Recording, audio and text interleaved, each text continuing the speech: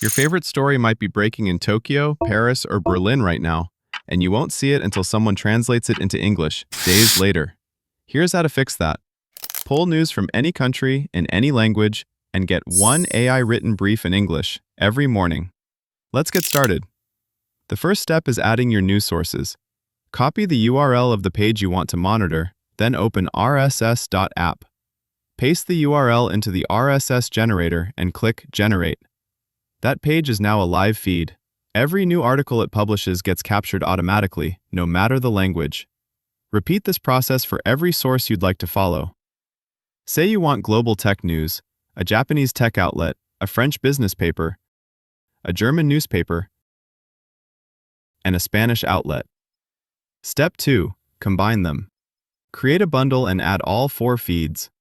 Now every article from every country lands in one place, instead of 4 separate feeds you'd have to check individually. Step 3. Turn that bundle into a briefing. Enable AI Brief and go to the AI Brief Settings tab. Pick a ready-made template like Executive Summary, or write custom instructions if you want the AI to summarize a specific way. Now open the Options tab. This is where you narrow it down. Add keywords so the AI only focuses on articles that you care about instead of everything in the bundle. Right below that, set the output language to English. It doesn't matter that your sources are in Japanese, French, German, and Spanish. The brief comes out in one language, yours. Step 4. Open Schedule, turn on Auto-Generate, and set a time. 7 a.m., for example, so the brief is waiting when you start your day.